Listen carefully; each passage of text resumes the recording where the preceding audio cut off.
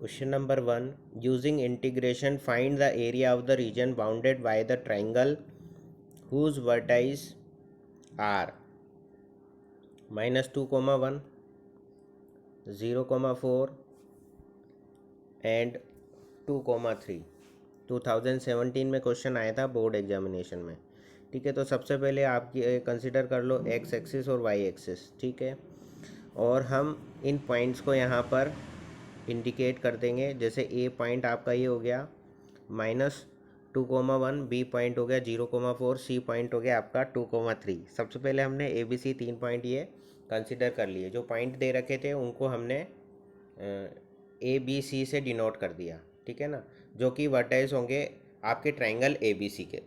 ठीक है, अब इन तीनों पॉइंट को हम आपस में मिला देंगे तो क्या बन जाएगा, ए बी सी, ये एक ट्रायंगल बन जाएगा। ठीक है, अब ये बोल रहा है इस ट्रायंगल का एरिया बताओ। ठीक है ना, इस ट्रायंगल का एरिया बताओ ये बोल रहा है। तो सबसे पहले हम ए बी की इक्वेशन निकालेंगे, फिर बी सी की इक्वेशन निकालेंगे, फिर ए सी की इक्वेशन निकालेंगे। तो सबसे पहला काम हमारा ये रहेगा। तो ए और बी दो पॉइंट आपको दे रखे हैं और दो पॉइंट आपको दे रखे हैं और आपको लाइन का इक्वेशन निकालना है। तो उसका क्या फॉर्मूला होता है, सपोज एक पॉइंट आपको दे रखा है x1 y1 और एक पॉइंट आपको दे रखा है x2 y2।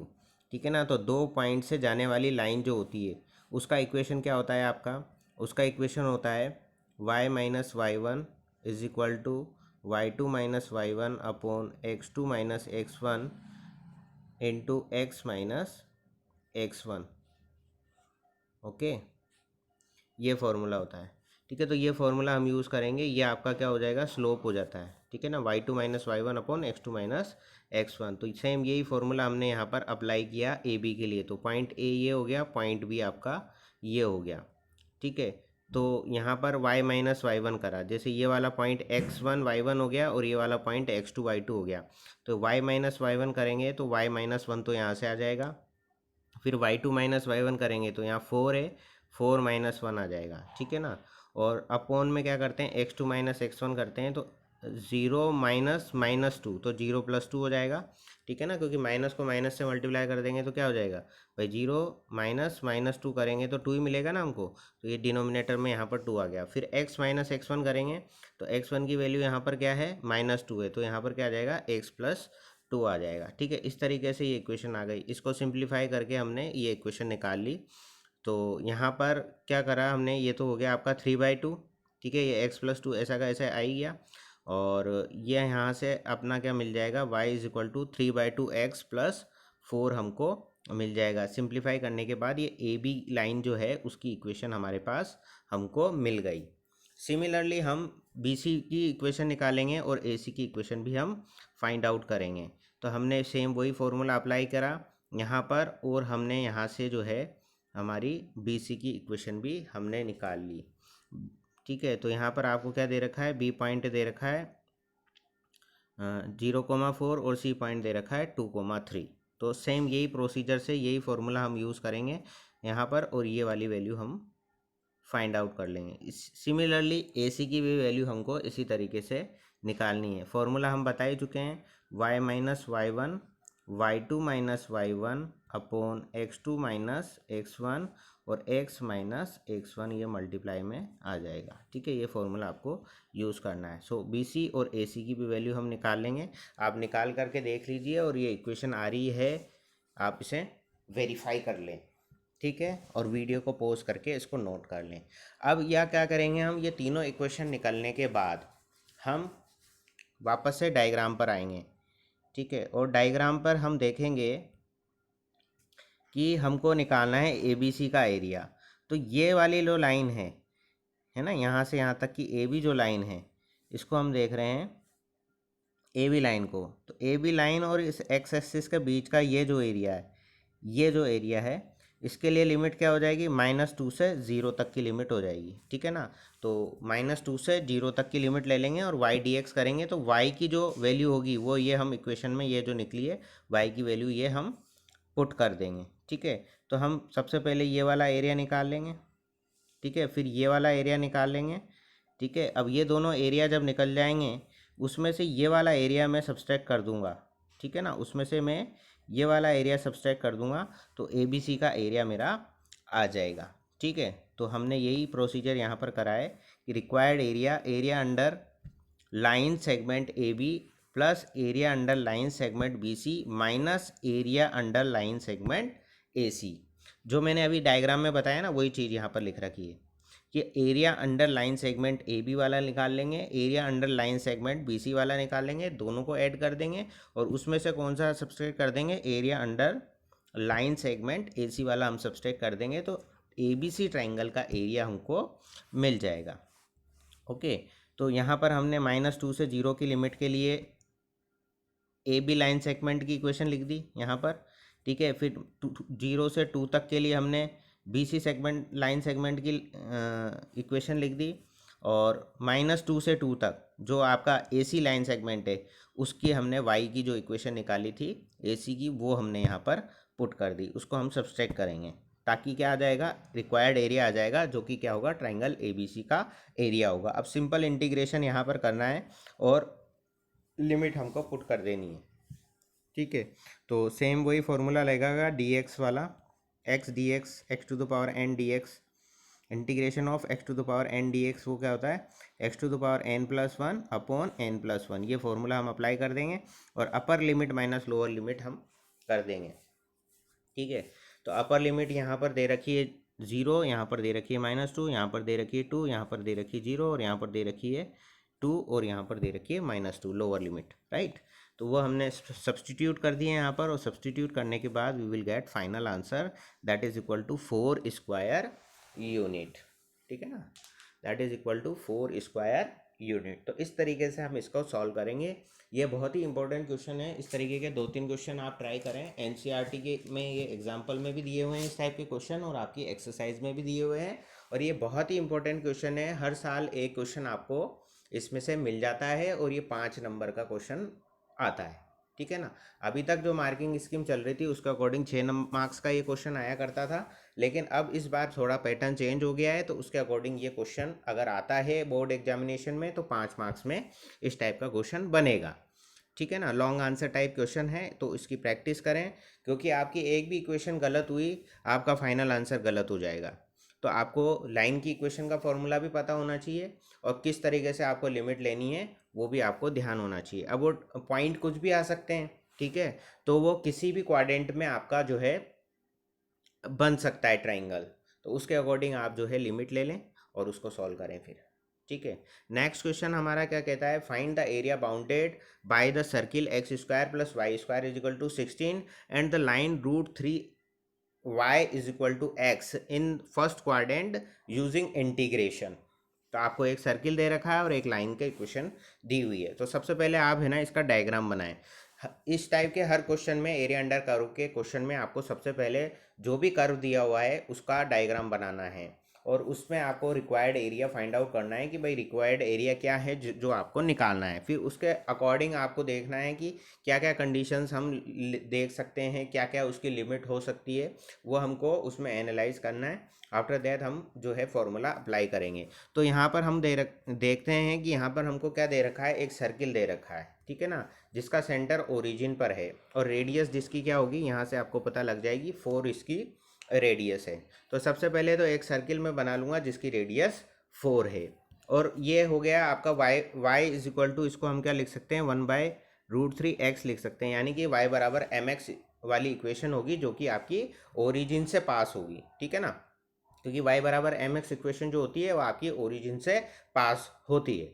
ठीक है, तो एक लाइन हो गई यहाँ पर जो ओरिजिन से पास हो रही है, और एक सर्कल हो गया जिसका सेंटर ओरिजिन पर है और रेडियस आपकी यहाँ पर 4 दे रखी है। ठीक है, तो सबसे पहले हमने यहाँ देखा कि given equation of the circle is x square plus y square is equal to 16 and x is equal to √3 y आपको दे रखा है, तो y is equal to 1/√3 x represent a line through the origin. ये चीज़ मैं बता ही चुका हूँ। ठीक है, उसके बाद हमने यहाँ पर देखा कि the line intersect the circle. ठीक है भाई, ये डायग्राम बना लिया, एक सर्किल बना लिया, और ये जो लाइन बन रही है उसको सर्किल को इंटरसेक्ट कर रही है, तो ये वाला पॉइंट हमने निकाल लिया। ठीक है। तो ये वाला पॉइंट निकालने के लिए y की जगह मैं क्या रख दूंगा, 1/√3x यहाँ सर्कल का इक्वेशन में हमने यहाँ पर पुट कर दिया, उससे मैंने x की वैल्यू निकाल ली। ठीक है, इक्वेशन सॉल्व करके हमारे पास x की दो वैल्यू आ गई, +-2√3। तो ये √3 तो यहाँ कटेगा और +2√3 तो ये वाला पॉइंट हो गया, और -2√3 ये नीचे वाला पॉइंट होगा, क्योंकि दो पॉइंट पे कट रही है ना, तो पॉजिटिव पॉइंट ये और नेगेटिव पॉइंट ये। अब वो फर्स्ट क्वाड्रेंट के एरिया की बात कर रहा है क्वेश्चन में, इसलिए फर्स्ट क्वाड्रेंट का एरिया ही मैं निकाल रहा हूँ। फर्स्ट क्वाड्रेंट का एरिया मतलब हो गया आपका कर्व लाइन के द्वारा,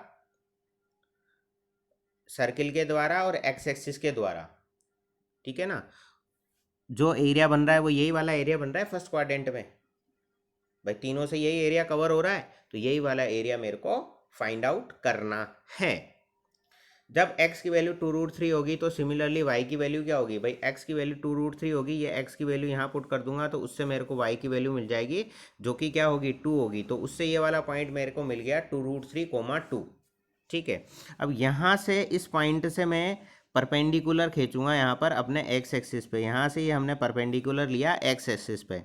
ठीक है ना, इसको थोड़ा सा स्ट्रेट कर लेना, क्योंकि परपेंडिकुलर सीधा ही खींचेगा। ठीक है, थोड़ा सा यहाँ ध्यान रखना। ठीक है, तो ये अपन ने यहाँ से परपेंडिकुलर घुरा। अब x कोऑर्डिनेट इसका क्या है, 2√3 है, तो यहाँ पर इसका यहाँ पर कोऑर्डिनेट क्या होगा, 2√3, 0 होगा, क्योंकि x एक्सिस पे y कोऑर्डिनेट तो 0 होता है। और सिमिलरली ये आगे वाला जो पॉइंट होगा सर्किल का, सर्किल की जो कि हम जानते हैं रेडियस क्या है, 4 है, तो ये वाला पॉइंट क्या हो जाएगा, 4,0 हो जाएगा, क्योंकि y कोऑर्डिनेट x एक्सिस पे क्या होता है, 0 होता है। तो ये वाला पॉइंट तो आपका आ गया 4,0, और ये वाला पॉइंट आ गया आपका √3,0, राइट, 2√3,0। ठीक है, अब उसके बाद हम क्या कर रहे हैं, अब हमको शेडेड रीजन जो है उसका एरिया निकालना है। तो area shaded region in the first quadrant that is equal to area under the line y is equal to 1/√3x from 0 to 2√3। ठीक है, plus area under the circle from x to √3 to 4। ठीक है, तो वो area आपको निकालना है। जैसे यहाँ पर ये कह रहा है कि पहले ये वाला एरिया आप निकालो और ये वाला एरिया निकालो। तो ये जो पहला वाला एरिया है ये तो इस लाइन से कवर्ड है, और ये जो दूसरा वाला एरिया है आपका, ये वाला एरिया, वो इस सर्किल से कवर्ड है। ठीक है ना, ये दूसरा वाला जो एरिया है ये इस सर्किल से कवर्ड है। तो वहाँ पर जो मैं y की वैल्यू रखूँगा, पहले वाले में तो लाइन की रखूँगा और दूसरे वाले में मैं सर्किल की y की वैल्यू रखूँगा। सर्किल के इक्वेशन से y की वैल्यू निकाल के मैं यहाँ पुट करूँगा। तो पहला एरिया तो क्या है, लाइन से कवर्ड है फ्रॉम 0 to 2√3, और दूसरा जो एरिया है 2√3 to 4 that is covered by the circle. तो यहाँ पर हमने सर्किल के इक्वेशन से y की वैल्यू हमने यहाँ पर पुट कर ली। जैसे x² + y² is equal to 16 था ना, तो यहाँ से मैंने y की वैल्यू निकालूंगा तो वो क्या आएगी, √16 - x²। ठीक है, और यहाँ से तो y की वैल्यू ऐसे कैसे हमने डायरेक्ट पुट कर दी। अब सिंपल इंटीग्रेशन करना है, जैसा हम इंटीग्रेशन करते हैं तो इंटीग्रेशन का फॉर्मूला हमने अप्लाई करा है यहाँ पर। तो सिंपल इंटीग्रेशन का फॉर्मूला अप्लाई हो जाएगा, इंटीग्रेशन ऑफ x⁴n dx, जो कि होता है x⁴n+1 अपॉन n+1, ये अप्लाई कर दिया यहाँ तो हमने।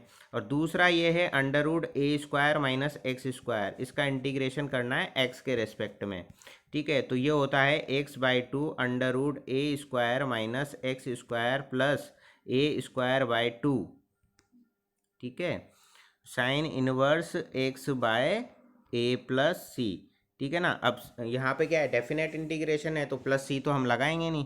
ठीक है, अपर लिमिट माइनस लोअर लिमिट हम कर देंगे। तो क्या है, x/2 √x² - a² plus a²/2 into sine inverse x/a। ये फॉर्मूला हमने यहाँ पर अप्लाई कर दिया। तो x/2 आ गया √a² - x² की जगह यही है √16 - x² प्लस a की वैल्यू यहाँ पर क्या है, 4 है, और a² की वैल्यू 16 ही हो गई, तो 16/2 ही यहाँ पर आ जाएगा, और साइन इनवर्स x/a आएगा। तो x तो ये यहाँ से आ गया और a की वैल्यू यहाँ पर 4 है, तो 4 से हमने इसको डिवाइड कर दिया, तो साइन इनवर्स x/4 हमारे पास यहाँ पर आ गया। अपर लिमिट यहाँ पर आपको दे रखी है 2√3 और 0 लोअर लिमिट दे रखी है, यहाँ पर 4 और 2√3 दे रखी है, तो वो लिमिट हमने यहाँ पर पुट कर दी। नेक्स्ट फिर हम नेक्स्ट स्टेप में हम वही करेंगे, upper limit minus lower limit, right. So यहाँ अपर लिमिट हमारी क्या है, 2√3 है, तो 2√3² माइनस 0 आ गया, और ये 2√3 ये तो बाहर हमने ले ही लिया ब्रैकेट के, ठीक है ना, क्योंकि ये वैल्यू हम किस में पुट करेंगे, एक्स में पुट करते हैं। यहाँ पर भी हम क्या पुट करेंगे, एक बार 4 पुट करेंगे, एक बार 2√3 पुट करेंगे। जब 4 पुट करेंगे तो ये वैल्यू आपकी क्या आ जाएगी, 0 हो जाएगी, क्योंकि 4 रखेंगे तो यहाँ 16 ही हो जाएगा ना, तो ये वैल्यू तो पूरी 0 हो गई। और जब यहाँ पर हम 4 रखेंगे तो साइन इनवर्स 1 आ जाएगा, तो साइन इनवर्स 1 क्या होता है आपका,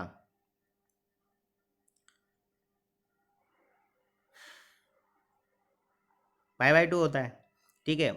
फिर माइनस लगा के 2√3 हमने पुट करा, तो यहाँ पर 2√3 पुट करा, यहाँ पर 2√3 पुट करा था, तो 2√3 का स्क्वायर हो जाएगा आपका 12 माइनस 8, ठीक है।